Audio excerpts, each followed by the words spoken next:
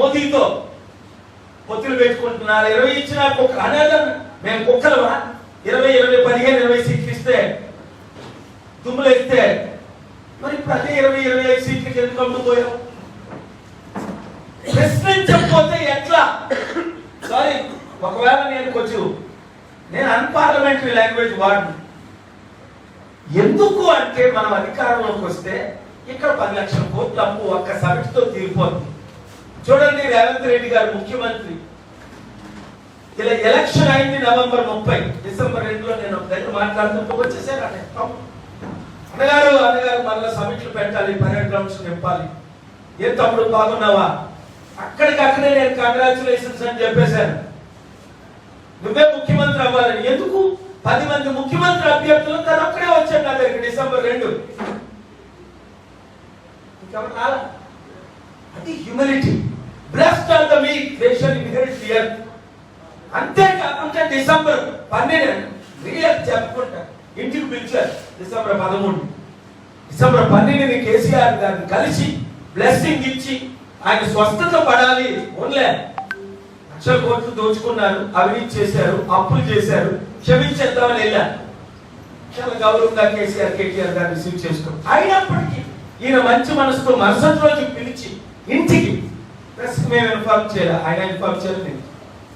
మరలా పిలిచారు secretariat. Open గా జనవరి 29 మరలా పిలిచారు. నిన్న అసెంబ్లీకి ఎందుకు తమ్ముడు? నేను వస్తే బాగోదు, కాంట్రవర్సీ అవుతుందంటే లేదండి, మీరు వస్తేనే శాంతి. అక్కడ ముఖ్యమంత్రులు ఎవరు, ఆయన లోపల చేపలు ఉంచడం, బట్టి గారు, ఈ మంత్రులందరూ, పొంగులేటి శ్రీనివాస్ రెడ్డి ఎవరు వస్తుంది, కోమటిరెడ్డి, అందరినీ మీరు బ్లెస్సింగ్ ఇవ్వండి, అన్ని పార్టీలకి బ్లెస్సింగ్ ఇవ్వండి, సమిట్ పెట్టండి, అప్పులు తీర్చే సత్తా మీకుంది. 92 నుంచి మిమ్మల్ని చూస్తున్నా. ఆయన చిన్ననాటి వయసులో కాలేజీలో ఉన్నప్పటి నుండి నా శాంతి సభలు, నా సమిట్లు చూస్తున్నాడు. అందుకనే 16 ముఖ్యమంత్రులు ద బెస్ట్ సీఎం 2 నెలల్లో. డబ్బులు లేవు తెలంగాణలో, 7 లక్షల కోట్ల అప్పు. నేను హోప్ ఇచ్చాను, తమ్ముడు అప్పులు తీర్చాను. చూడండి, ఇప్పుడు మీరు ఆ సమిట్ ద్వారా ఇప్పటికే ఏ సమిట్లు లేకుండా 700 కంపెనీలు తీసుకొచ్చారు. చంద్రబాబు నాయుడు గారు ఎమ్మెల్యే, అందరూ చంద్రబాబు నాయుడు క్రెడిట్ ఇస్తారు. నాకు అదే బాధ ఉంది. బాబు చంద్రబాబు నాయుడు గారు మీరు బ్రతుకుంటుండగా ఒకసారి లైవ్ లో చెప్పేసండి. నాతో సీక్రెట్ గా 22 సార్లు చెప్తుంది. కేఏ పాల్ గారే నన్ను బిల్ గేట్స్ పరిచయం చేశారని అందరికీ చెప్పారు. బిల్ క్లింటన్ పరిచయం చేశారని మీరు అందరికీ చెప్పారు. కానీ ఈ జనరేషన్ తెలియదు కదా. 81 నుండి 95 ముఖ్యమంత్రి అయ్యారు ఆయన. అది కూడా యనమల రామకృష్ణ గారు బ్రతుకున్నారు. ఎవరు సపోర్ట్ తో ఆయన ముఖ్యమంత్రి అయ్యారో ఆయన చెప్తారు. బాలయ్య గారు, ఎర్రమనాయుడు గారు లేకపోయింది. నాకు కులాలతో సంబంధం లేదు, పార్టీలతో సంబంధం లేదు. మరి ఇప్పుడెందుకు ప్రజాశాంతి పార్టీ పెట్టాం? ఒకటే ఆన్సర్ దాన్ని, మీరందరూ మోదీకి తొత్తులేదు. అందుకనే నేను సిద్ధం అని ముఖ్యమంత్రి గారు అంటే నేను సిద్ధమే అని పవన్ కళ్యాణ్ తమ్ముడు అంటే చంద్రబాబు నాయుడు గారు ఏదో స్లోగన్ ఉంది, మేము సంసిద్ధం అంటే మేము ఎప్పుడో అభ్యాసం అంటానా? మేము ఎప్పుడో రెడీ అయిపోయాం. నేను ఒకటే మాట్లాడుతున్నాను, ఈ ముగ్గురిని, జగన్మోహన్ రెడ్డి గారిని, చంద్రబాబు నాయుడు గారిని, పవన్ కళ్యాణ్ తమ్ముడు, దేనికి మీరు సిద్ధం? ఇప్పటికీ 10 లక్షల కోట్లు అప్పు తెచ్చారు.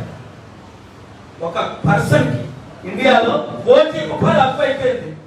అంటే 5 కోట్లు జనాభా ఉంటే మన రాష్ట్రంలో మోదీ గారు చేసిన అప్పు, చంద్రబాబు నాయుడు గారు చేసిన 5 లక్షల కోట్ల అప్పు, జగన్మోహన్ రెడ్డి గారు చేసిన 5 లక్షల కోట్ల అప్పు, వడ్డీ కట్టలేని పరిస్థితి. ఆలోచించండి, నేను బ్రతుకుంటుండగా ఆలోచించండి. ఇదే లాస్ట్ ఎలక్షన్, నన్ను చంపడానికి ఎన్నో ప్రయత్నాలు జరుగుతున్నాయి.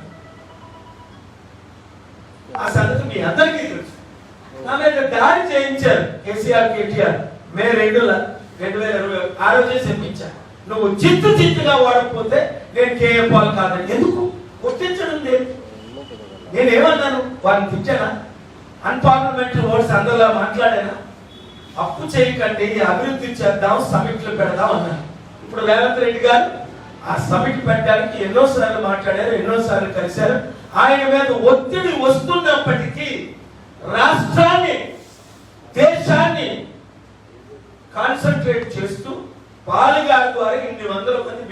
మిలియనీర్లు వచ్చారు, మరలా వస్తారు. తెలంగాణ అప్పు తీరుతుంది. మరి చంద్రబాబు నాయుడు గారు ఎందుకు పెట్టలేదు?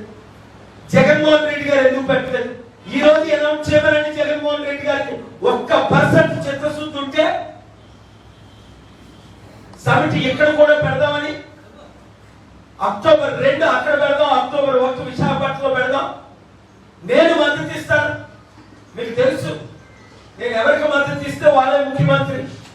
లేదా ఇప్పుడు ప్రజాశాంతి పార్టీ 175 ఎమ్మెల్యే స్థానాల్లో 25 ఎంపీ స్థానాల్లో పోటీ చేయడానికి నేను ఎందుకు తిరుగుతున్నాను? గత 3 సంవత్సరాలుగా రాత్రి పగలు ప్రతి నియోజకవర్గం, ప్రతి జిల్లా ఎందుకు తిరుగుతున్నాను?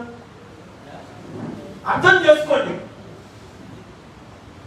1 10 లక్షల కోట్లు అప్పు తీర్చడానికి మీరు చేసిన అప్పు.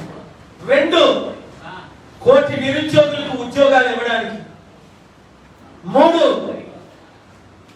అప్పు చేసి జగన్మోహన్ రెడ్డి గారు ఇస్తున్న టెంపరీ 5,000 వాలంటీర్లకి పెర్మనెంట్ చేసి 20,000 జీతం ఇవ్వడానికి.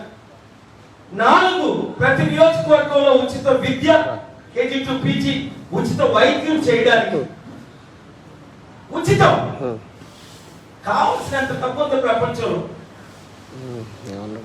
మనకి నేను అమెరికా వెళ్ళినప్పుడు దాదాపు 30-40 సంవత్సరాల క్రిందట ఇండియన్ జీడిపి, చైనా జీడిపి ఒకటే. ఈ రోజు చైనా జీడిపి 18 ట్రిలియన్, మన 3 ట్రిలియన్ కాదు, 2.7. అంటే 6 రెట్లు ఎక్కువ. మనకు సమానంగా ఉండేవారు 30 సంవత్సరాల క్రిందట, 35 సంవత్సరాల క్రిందట.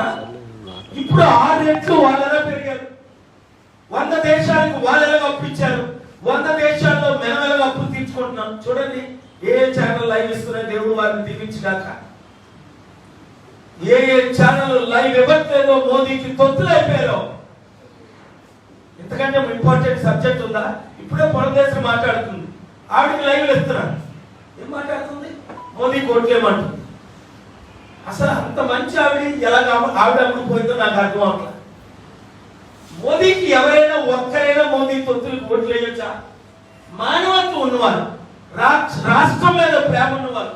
ఎందుకు మోదీ గారు మనకు స్పెషల్ స్టేటస్ ఇచ్చారా? స్పెషల్ ప్యాకేజ్ ఇచ్చారా? రైల్వే జోన్ కట్టారా? పోలవరం చేశారా? క్యాపిటల్ సిటీ కట్టారా? స్మార్ట్ సిటీలు కట్టారా? 15 లక్షలు ప్రతి ఒక్కరికి ఇస్తారన్నది ఇచ్చారా? నల్లధనం తీసుకొస్తారని చేశారా? వెంకటేశ్వర స్వామి పూజలు మొత్తం అది నిర్మూలన, దరిద్రత నిర్మూలన చేసేస్తారు. స్పెషల్ స్టేటస్ 100లో 1 వాగ్దానం నెరవేర్చారు. ఆంధ్రుల కొరకు, తెలంగాణ కొరకు, తెలుగు ప్రజల కొరకు మోదీ గారు ఏం చేశారు? ఒక్కటి చెప్పాలండి. ఈయనేమో రాత్రి మసాజ్ చేస్తారు 11 గంటలకి ఒక ఆయన, వెంటనే పగలు అమిత్ షా నేను కలుస్తాడు. 5 సంవత్సరాలు వెయిట్ చేసి